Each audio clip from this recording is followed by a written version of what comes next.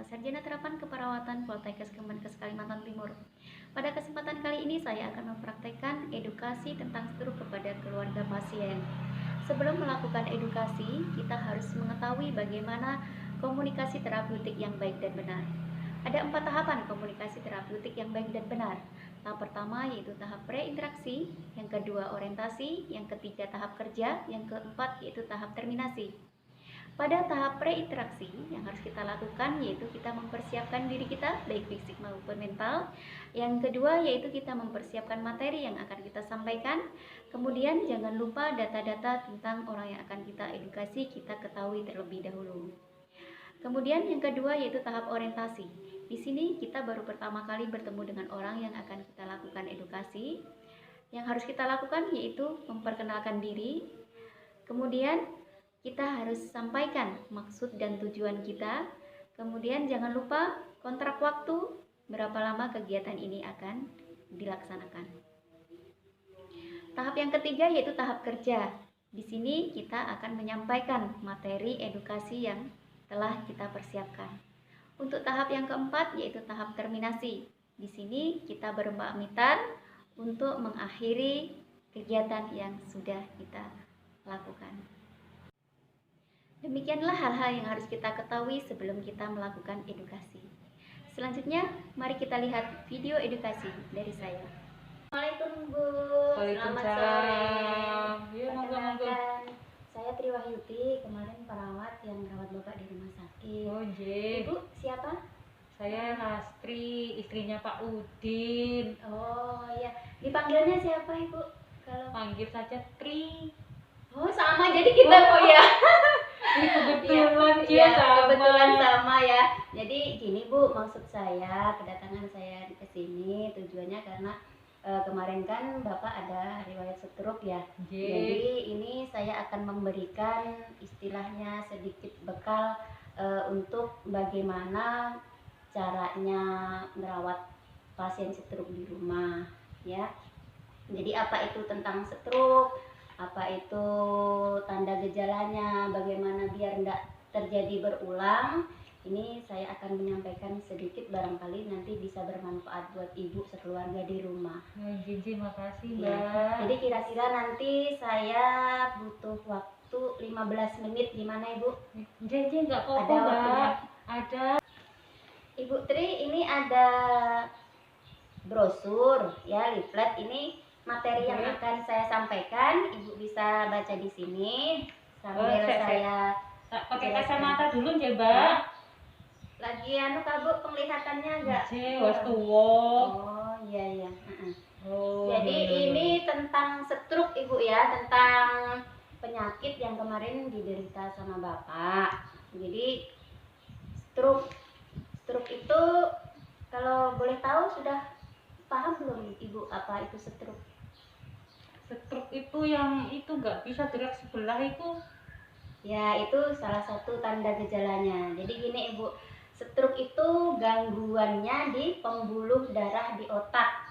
Jadi ini kan di otak ini kan banyak pembuluh darah Bu. Jadi dia itu entah dari penyebabnya apa, tiba-tiba terhenti aliran darahnya ini, tiba-tiba terhenti, kemudian otaknya tidak dapat aliran darah, tersumbat. Nah, akhirnya bisa juga karena pecahnya pembuluh darah. Jadi bisa karena terhenti atau bisa pecahnya pembuluh darah sehingga otak ini tidak dapat mendapatkan aliran darah. Nah, itu kalau untuk pengertiannya stroke sendiri seperti itu. Kemudian setelah kita tahu apa itu stroke, nah penyebabnya apa? Ibu barangkali sudah pernah dengar atau tahu penyebab stroke itu apa aja? Makan garam banyak ya Mbak? Oh, itu bisa jadi salah satu penyebab dari stroke itu kan ada macam-macam Bu.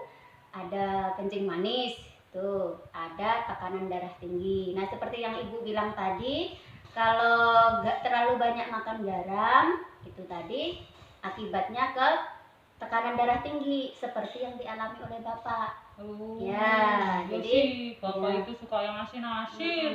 Jadi kan ya kembali lagi ke ibu, kalau dimasakkannya tidak pakai garam kan, makanya kalau memasak untuk Bapak jangan dikasih garam, Oh, dikurangi iya. gitu. Jadi dipisah dulu ya.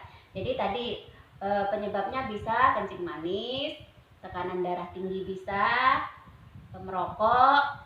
Bapak ada riwayat merokok? Iya, dulu waktu muda suka Ya, ngerokok. sekarang sudah enggak kan Bu? Sudah Ya, enggak. terus. Jadi dari merokok tadi ada lagi Bu, kegemukan. Bisa juga penyakit jantung. Nah, kalau sudah punya penyakit ini, itu sudah resiko sudah kalau kita tidak jaga kesehatan, tidak rutin kontrol, itu bisa menyebabkan stroke. Nah, seperti itu. Jadi untuk selanjutnya ini ada tanda gejalanya Bu.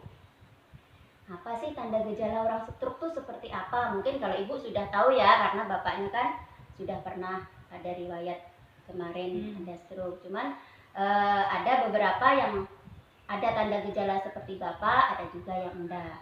Jadi tanda gejalanya biasanya Bu, ini ada kelumpuhan baik di tangan, di kaki atau di muka. Kadang enggak bisa bicara, pelo seperti itu.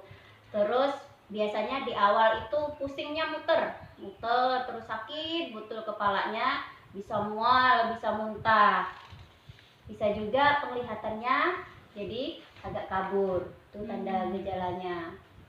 Tiba-tiba misalkan tidur, tiba-tiba bangun lumpuh, tidak bisa gerak, seperti itu. Bisa juga habis jatuh, ya tiba-tiba itu tanda gejalanya. Iya, kayak bapak itu jatuh di kamar mandi. Yaitu pas tekanannya lagi tinggi Bu ya. Ya. Nah, kemudian setelah itu Bu, ini ada cara pencegahan.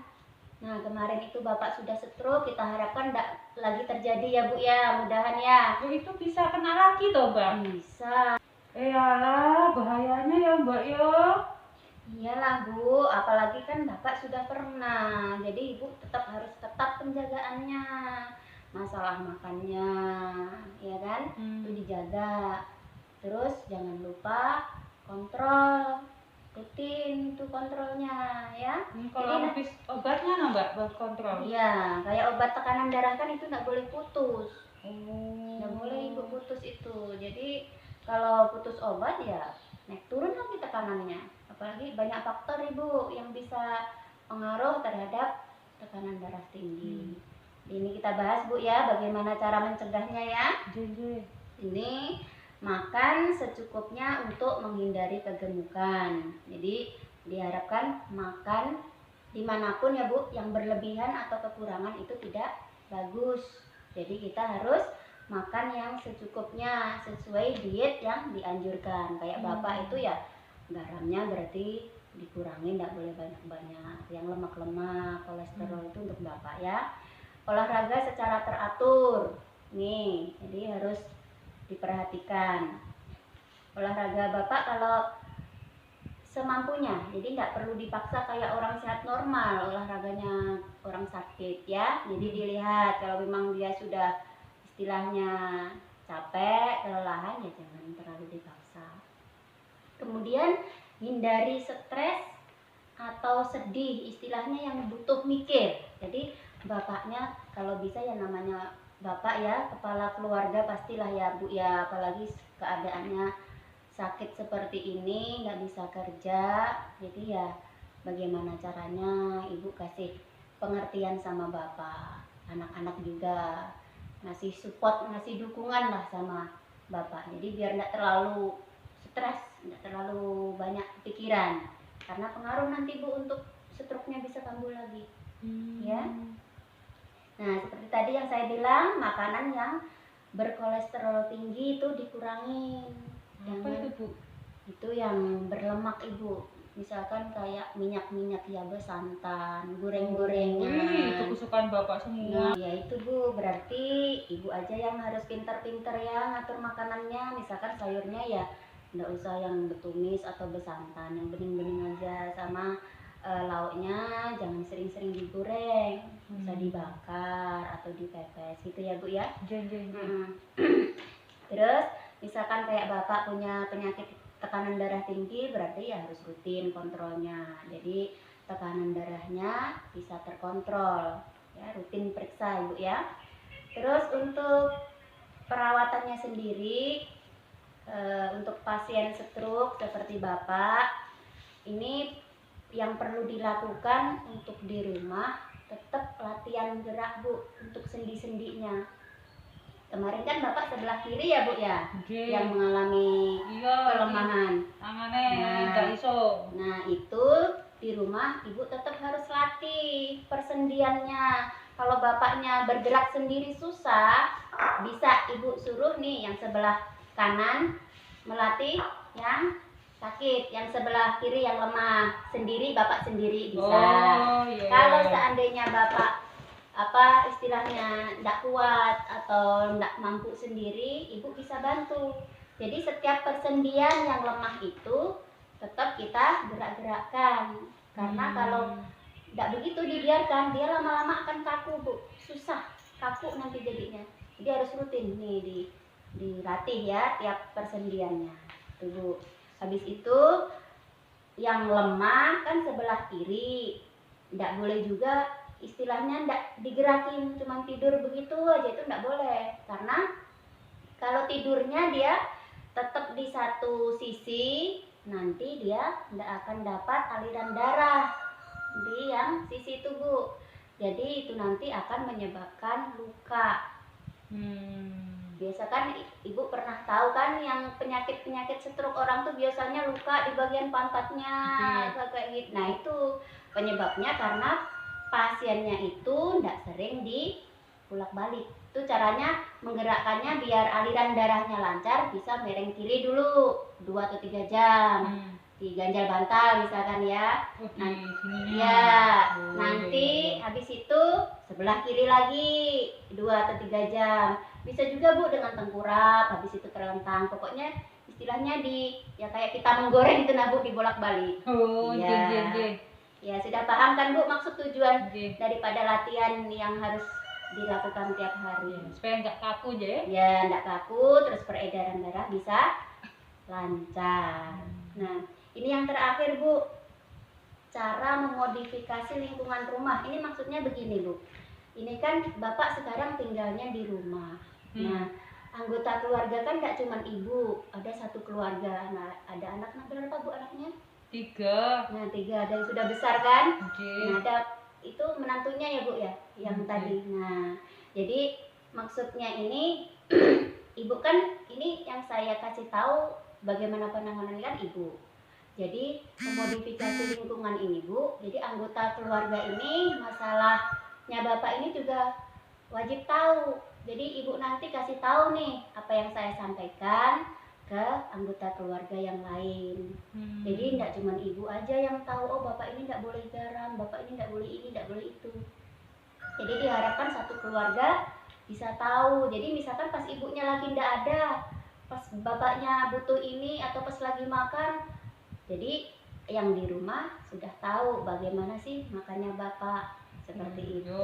Saya ya ke pengajian. Nah itu, jadi ibu nanti habis ini saya kasih tahu begini, nanti bisa disampaikan ke anggota keluarga yang lain ya. Oh iya mungkin mbak.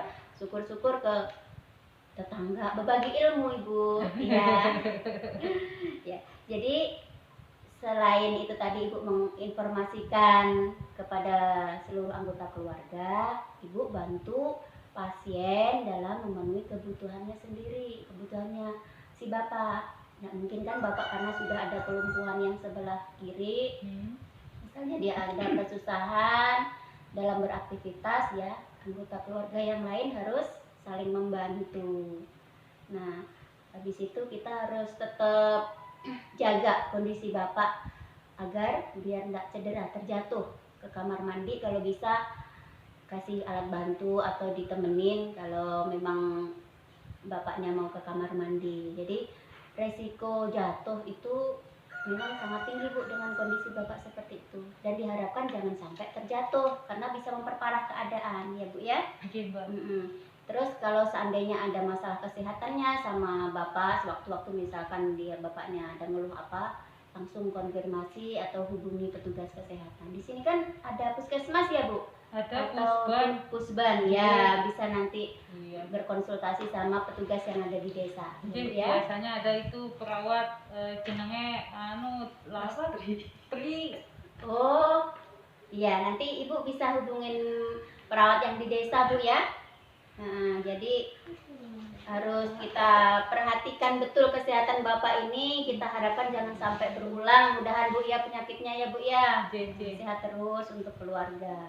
Jadi ini sementara yang bisa saya berikan. Ya sama-sama belajar lah Bu, tidak mengguruin soalnya saya ini mudah bermanfaat buat keluarga Ibu. Iya, kalau ada Mbak Tri ke sini ya saya juga nggak tahu. Ya, mudahan aja Taunya kasih minum obat toh. Nah, itu. Jadi setelah saya kasih tahu gini gimana Bu? Semakin ngerti kan Ibunya ya? Iya, paham. Atau mungkin ada yang masih belum dipahami? Bisa di Ini nanti ditinggal loh. Ya ini untuk Oh, Ibu. Jadi kan ditaruh aja Bu di rumah sini, nanti kalau Oke. ada yang mau baca kan. Iya, buat Siapa anak-anak. siapa tahu tadi Ibu lupa apa sih pengertiannya kan bisa. Itu tadi ada dikasih Ibu perawatnya gitu kan, bisa dibaca nanti. Ya. Makasih ya Mbak Yo. Ya, sama-sama. Mudah-mudahan sehat terus Ibu ya. Oke. Nah, demikian aja Bu sementara dulu ini yang bisa saya sampaikan.